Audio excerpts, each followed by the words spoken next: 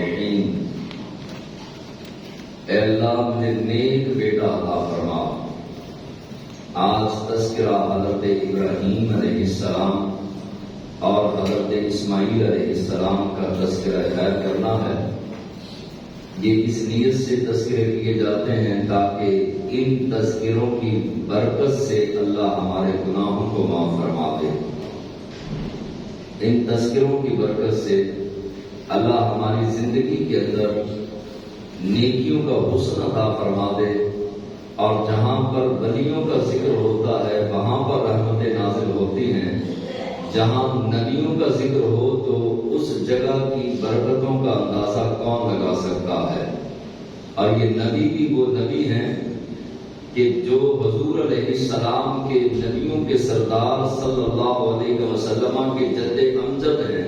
حضور علیہ السلام کے دادا جان ابراہیم علیہ السلام عرض کرتے ہیں کہ مالک و مولا،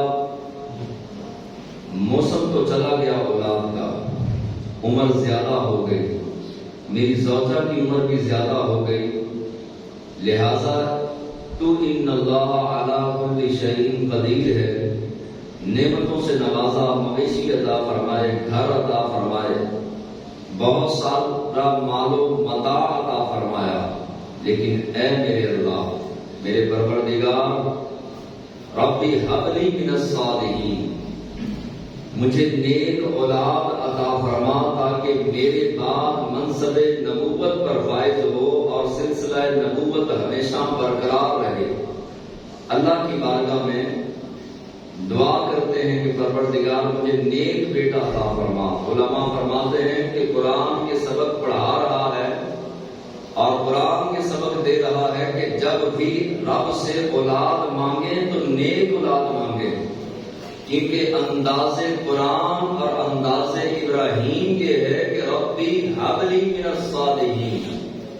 یہ نہیں کہا کہ مالک و مولا مجھے اولاد دے، فرمایا اولاد بھی دے، اور اولاد ایسی ہو جو نیک بھی ہو، پرہیزگار بھی ہو، نیک اولاد عطا فرما۔ ابھی دعا کی تھی کہ جبریل علیہ السلام تشریف لے آئے، حاضر خدمت ہوئے اور آ کر کے رب کا سلام دیا، اور اس کے بعد فرمایا کہ اے ابراہیم، آپ کو خالق کائنات نے سلام بھی بھیجا ہے اور خوشخبری بھی بھیجی ہے کہ آپ کے ہاں خالق کائنات ایک نیک بیٹے کی ولادت کرے گا، ایک نیک بیٹے کی خوشخبری دینے آیا۔ ابراہیم علیہ السلام نے جا کر کے حضرت ہاجرہ کو بتایا۔ حضرت سارہ بھی آپ کی زوجہ تھی اور حضرت ہاجرہ بھی آپ کی زوجہ تھی۔ حضرت سارہ کے بدن مبارکہ سے اولاد نہیں تھی، تو آپ نے نکاح فرمایا حضرت ہاجرہ سے۔ حضرت ہاجرہ کو جا کے حضرت ابراہیم علیہ السلام نے خوشخبری سنائی کہ میں نے اپنے رب سے مانگا تھا ربی ہب لی من الصالحین، تو میرے رب نے مجھے خوشخبری سنائی ہے، نیک اولاد کی، نیک بیٹے کی خوشخبری۔ حضرت ہاجرہ مسکرانے لگی، فرمانے لگی کہ میری عمر دیکھیے اور آپ اپنی عمر دیکھیے، ہم تو وہ درخت ہیں کہ جس کا پھل پک چکا ہے اور پک کے اتر چکا ہے، ہمارا تو اولاد کا موسم چلا گیا، اب اولاد کا موسم نہیں رہا، تو آپ یہ کیسی باتیں کر رہے ہیں کہ فرماتے ہیں کہ ہمارے ہاں بیٹا پیدا ہوگا، ہمارے ہاں اولاد پیدا ہوگی۔ اب علماء فرماتے ہیں کہ اس کا معنی یہ نہیں تھا کہ حضرت ہاجرہ کو ابراہیم علیہ السلام کی بات پر شک تھا، بلکہ بات پکی کروا رہی تھی کہ واقعی کنفرم ہو جائے کہ اللہ ہمیں اولاد عطا فرمائے گا۔ اب ابراہیم علیہ السلام کی طرف حضرت ہاجرہ کے بدن مبارکہ سے اللہ نے چاند سا بیٹا دیا، اور یہ وہ بیٹا تھا جس کی پیشانی میں نور محمد صلی اللہ علیہ وسلم چمک رہا تھا۔ اسماعیل علیہ السلام کی اولاد پاک میں سے حضور علیہ السلام ہیں۔ حضرت ابراہیم علیہ السلام کے دوسرے بیٹے حضرت اسحاق علیہ السلام، تقریباً 70,000 کم و بیش نبی حضرت اسحاق علیہ السلام کی اولاد سے ہوئے۔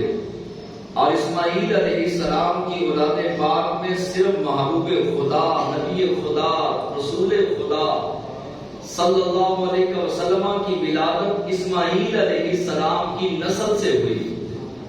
اب نور مصطفیٰ بھی جس کی پیشانی میں چمک رہا ہو، وہ بیٹا کتنا حسین ہوگا۔ بیٹا خالق کائنات نے دیا، لیکن رب نعمتیں دیتا ہے، نعمتیں دے کر آزماتا بھی ہے۔ ہم وہ لوگ ہیں کہ نعمتیں ملیں تو اللہ تبارک و تعالیٰ کا شکر ادا کرتے ہیں۔ نعمتوں میں کمی آ جائے، نعمتوں کے اندر، پھلوں کے اندر اولاد کے حوالے سے کوئی امتحان آ جائے، گھر کے حوالے سے آ جائے، آزمائش آ جائے تو پریشان ہو جاتے ہیں، ناشکری پر آ جاتے ہیں۔ جس رب نے ہزاروں نہیں لاکھوں نعمتوں سے نوازا، ایک نعمت رب لے لے تو فوراً اپنے رب کے ناشکرے بن جاتے ہیں۔ اب اسماعیل علیہ السلام کی ولادت باسعادت ہو گئی۔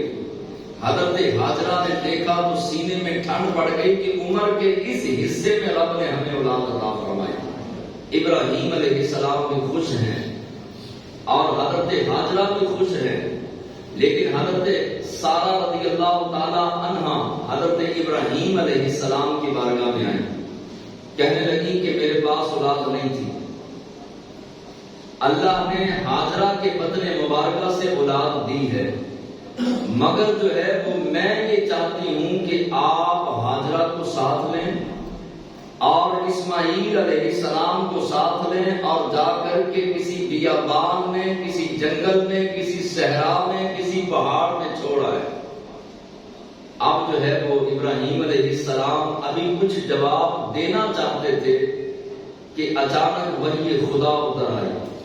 جبریل علیہ السلام وحی لے کر ابراہیم علیہ السلام کی خدمت سراپا کے اندر حاضر ہوئے اور عرض کیا کہ اے ابراہیم علیہ السلام، حکم خدا بندی بھی یہ ہے جو حضرت سارہ فرما رہی ہیں، وہی رب کا حکم ہے۔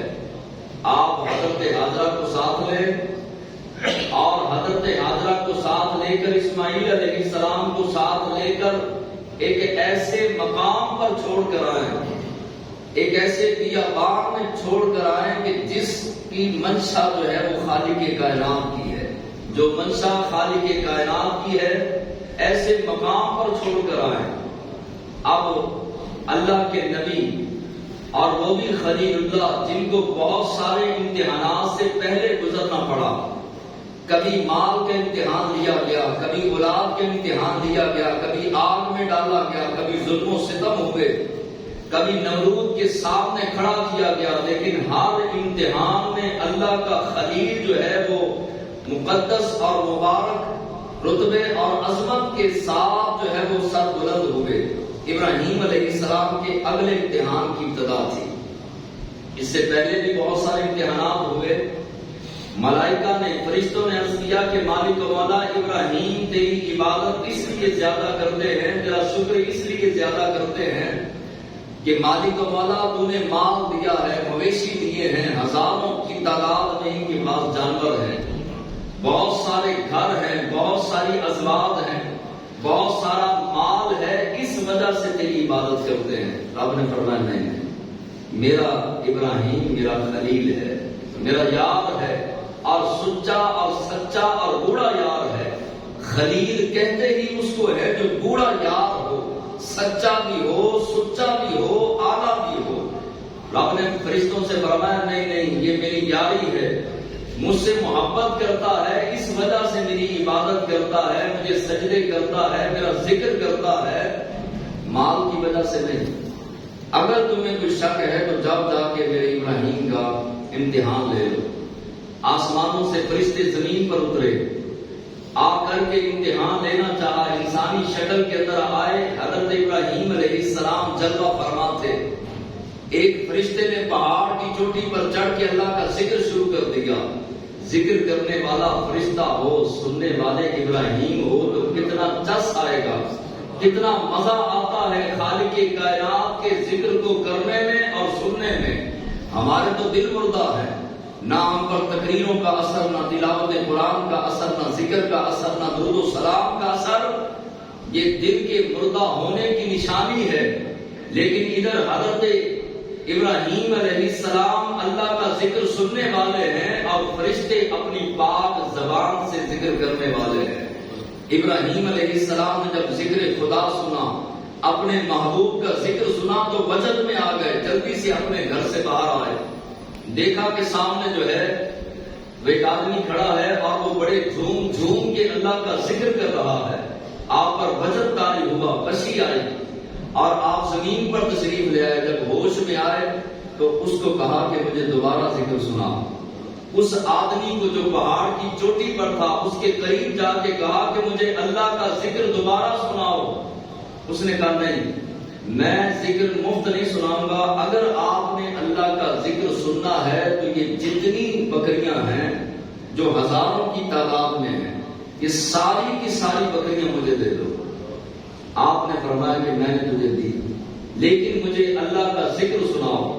ابراہیم علیہ السلام کے سامنے فرشتے نے دوبارہ ذکر شروع کر دیا، اب اللہ کا ذکر کرتا جا رہا ہے۔ ابراہیم علیہ السلام وجد میں آئے، دوبارہ زمین پر تشریف لائے، غشی آئی۔ آپ نے جب ہوش میں آئے تو ابراہیم علیہ السلام نے اپنا فرمایا کہ مجھے دوبارہ اللہ کا ذکر سناؤ۔ فرشتے نے کہا کہ میں مفت ذکر نہیں سناتا، اگر آپ نے ذکر سننا ہے تو یہ سارے اونٹ، ساری گائے، سارے بچڑے، یہ سارے کے سارے مجھے دینے پڑیں گے۔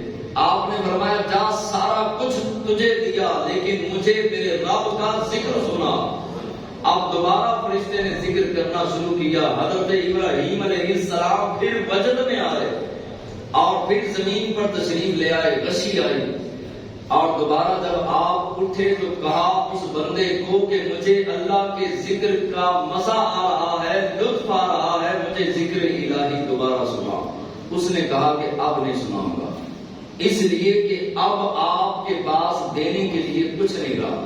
ساری بکریاں، ساری بھیڑیں، سارے اونٹ، ساری گائے، سب کچھ میں نے لے لیا۔